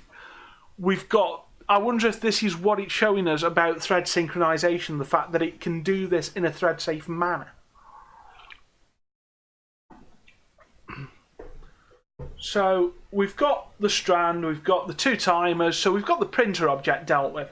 Let's throw a destructor in as well, which is the final count. So that's already there as well. So in main, we're going to do something a bit different. We've got our I/O context. We've got We've got a printer. We're also going to now go boost thread T. Okay, so what it wasn't a thread, a strand wasn't.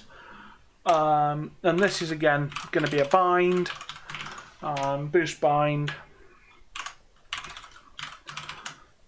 Pass the function pointer of I/O context.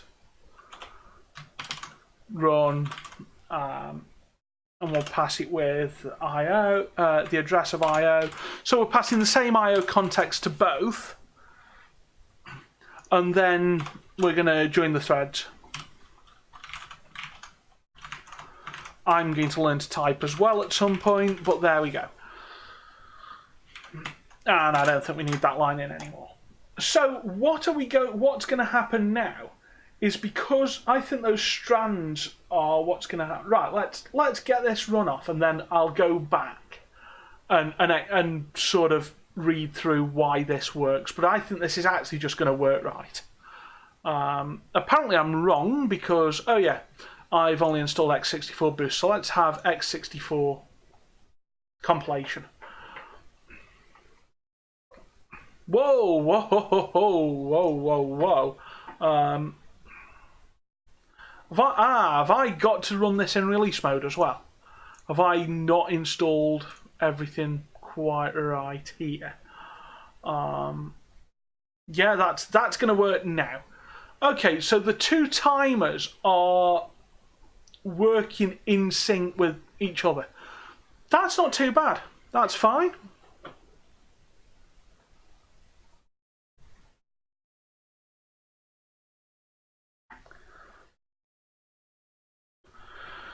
So, let's have a look. This probably has something to do with this strand then. So what is a strand? A strand is a make strand. So the async wait is saying do it on this strand.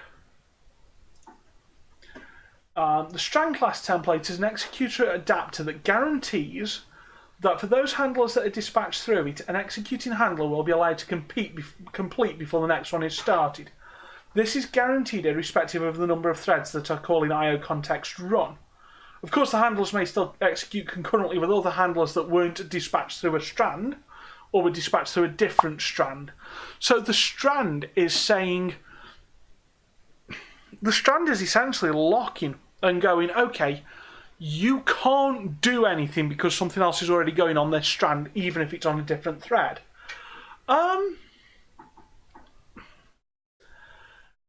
I've not done much in the way of multi-thread programming. I would normally stop at that single-threaded stuff, but this was interesting just as an academic exercise for me. This is far from the worst implementation of sort of thread synchronization that I've seen. It's something that I'm reasonably happy with. So this is, we've done the basic skills. We've looked at the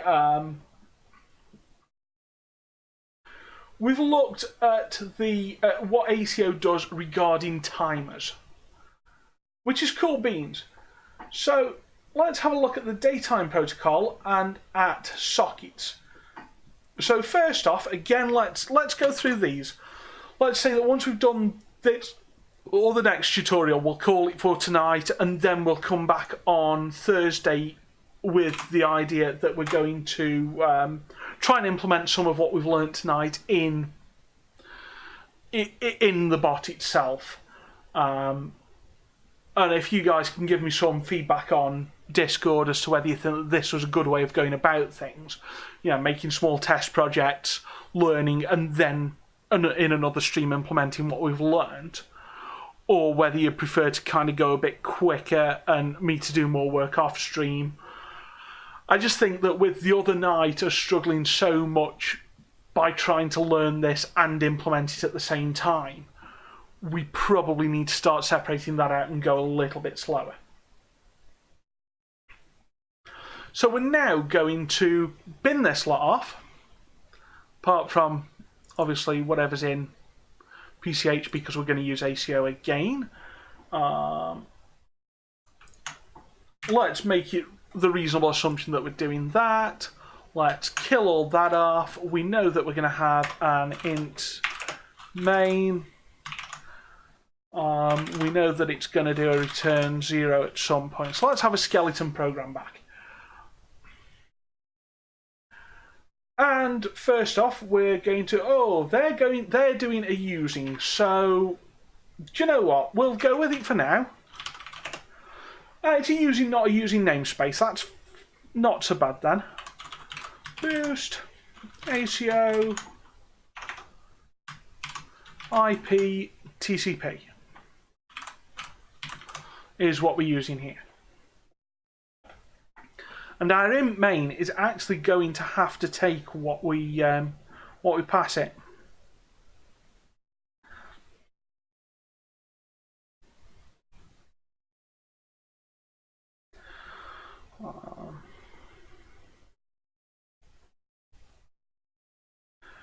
So let's get the main actually taking things. Let's use the classic names for them, even though I'm not always a big fan of them. Int argc carstar arg v array. I don't like the v there. I'd go argument count and argument array just to be very explicit over these things, but whatever. This is pretty standard. We are also going to be using exceptions somewhere, or we're at least going to be doing tries. Oh wow, this is interesting because this client doesn't seem to be doing huge amounts. Oh, ho, ho, ho, ho. We've now not got the code. Well, we can actually pinch it, can't we? Yeah, we can look at it. Let's see what we can do without looking at the full code. Let's just do what we're let's have a go at following that tutorial and not doing and implementing it from the information we're given. So we've got to try. Let's at least use the skeleton that we're given. Try. Well, if we haven't got two arguments, then we do want to just go onto the error stream of usage client host and flush it. Well, new line and flush. We'll return that we've got an error. Okay. So we know that we're set up. Let's make ourselves an IO context because we know that we need IO contexts. Yes, the tutorial page is missing code snippets, WTF Blob. So I think we ought to try and fill it in and see what we can do without having to resort to looking at the full listing. So let's have a look at the IO context. Let's grab ourselves a resolver.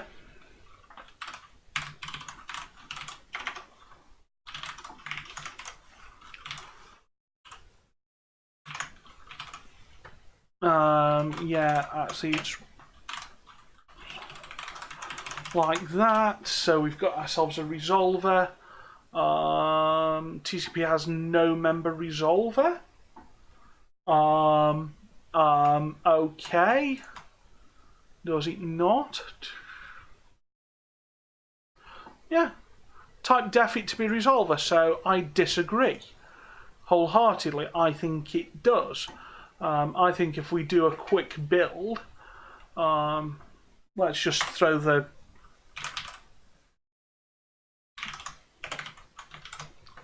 catch in because we can. You know, I don't know catches that well. I don't know C++ well enough to know how to catch things. So, you know what? I'm not going to bother with that for now. I just want to see if that error disappears. And it doesn't. Have I not? I can't spell. Has anyone spotted that I can't spell resolver? And I still can't spell resolver. There we go. And yes, I know that there are keyboard shortcuts there. That's fine. I'm not going to use them. So a resolver takes a query object and turns it into a list of endpoints. We construct a query using the name of the server and the name of the service. Okay, so we want a query object, which is, yeah, well, I've done that one as well. So a resolver takes a query object and turns it into a list of endpoints. Now, resolve,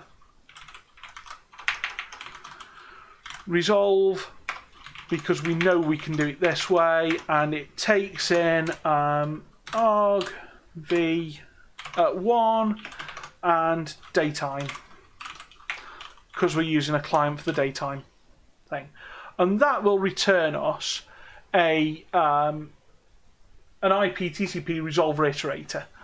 So let's specify our types properly, shall we? Iterator.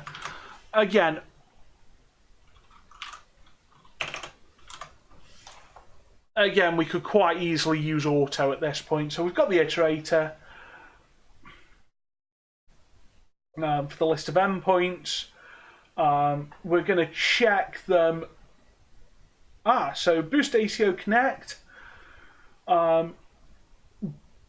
is what we want now, I think.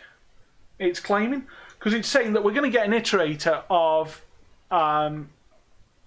endpoints. So it could contain both IPv4 and IPv6 endpoints. So we need to try each of them until they work, until we find one that works. However, I'm going to assert that Boost should do that for us. So let's have a little quick grab of that. And let's say that we're going to connect. Now connect takes a What does connect take? Oh gosh, all sorts. Shall we, well, it might take an iterator begin and end and a basic socket. Have we got a socket? We need to make a socket then, don't we? We need to take a socket and pass it to it and pass it the iterator begin and end. Essentially, I think is where we're going with this. So we need a boost socket.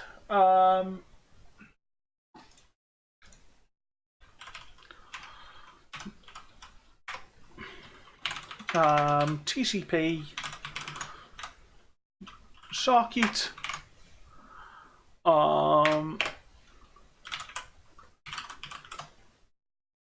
And I guess that needs to be given an executor type. So let's say that we give it the IO context, because that should work. Then we're going to use that to connect the socket. It begin. Oh, just socket and the iterator. That might work. What's that going to return? A resolver iterator? Do we need that? Or is that socket now just open? Do you know what? And then we're going to use a boost array to hold the received data. So we need to read the response. Okay, so socket.read. Read some.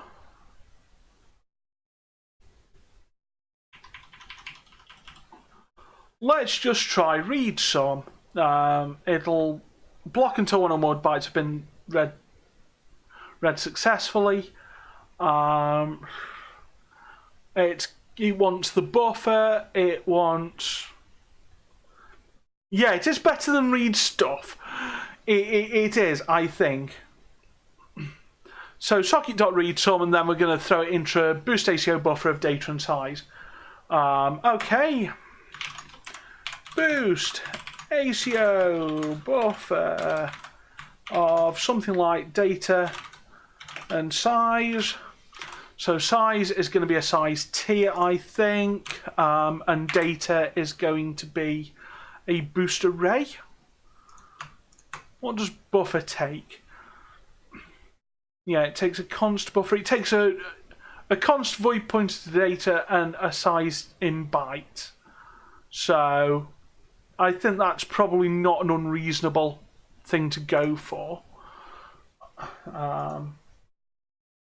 Oh, it automatically determines the size of the array. So actually, we can just use a boost array and do this. So let's create ourselves a boost array of car 512.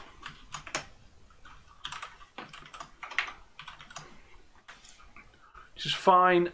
Incomplete type is not allowed. What are you moaning about then? That's fine. That's initializing it. What's buffer moaning about? Okay, so why is data an incomplete type? Let me have a look at boost array.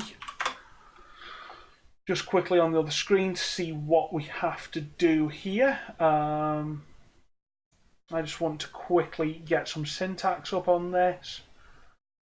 Chapter 2 boost array, that's cool beans, but I don't really care that much. It's not giving us any examples. Can we get an example? Boost array 1.7.0.0, that's exactly the same documentation, which is really not much documentation. Class template array. So probably needs the header. Do you know what? We haven't got the header, have we? Why don't we? Good spot, WTF Blob. Thank you very much. Good night upgrading, Dave. Hope everything's all well. Let's include boost array. Yeah, that would explain it. Well spotted there, Blood, well spotted. Thank you for that. So we are now reading into that data buffer.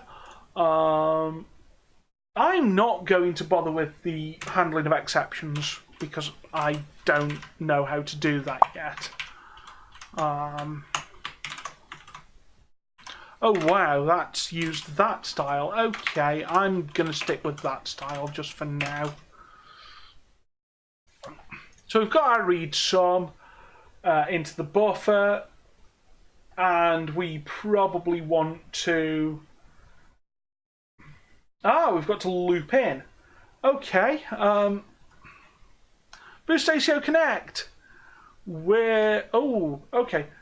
Right, now that we've done this, let's go to the source listing and I'm going to see what I've missed out. So, right. Okay, so the try catch, how catch is implemented in C++ looks kind of like the following. It's catch, stud exception, pass by reference, and it's an E, and we're just going to spit it out to the error stream. E dot what? I love that.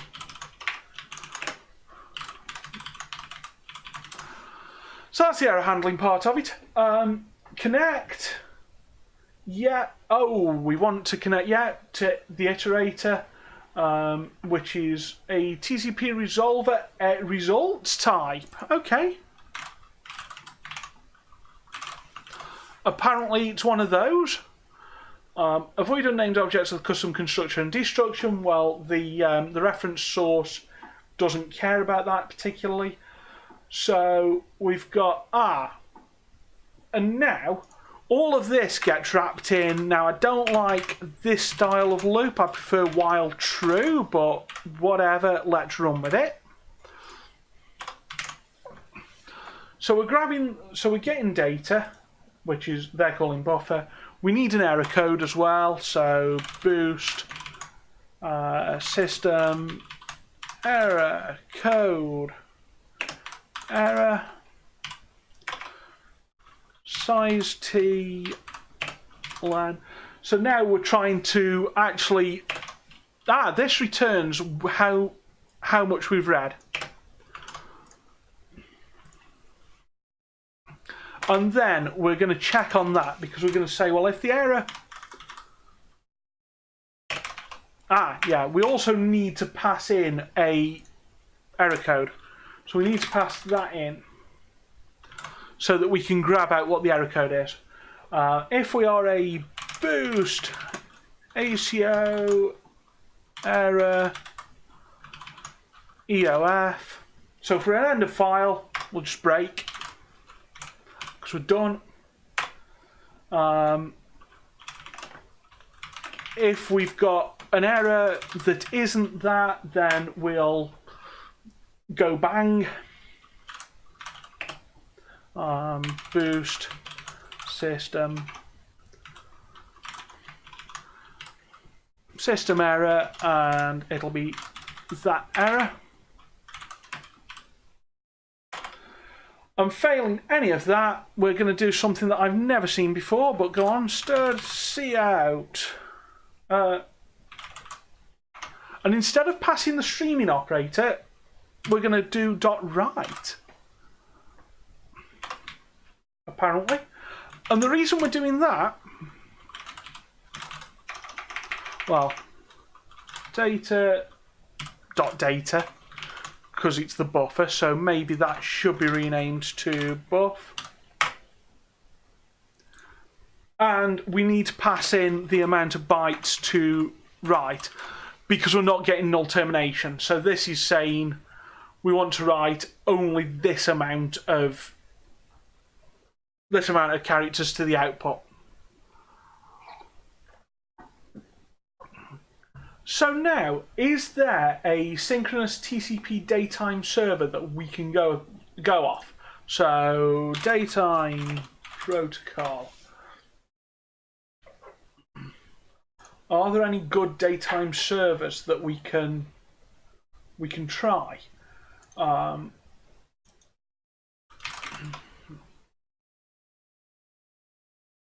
Is there a public one anywhere?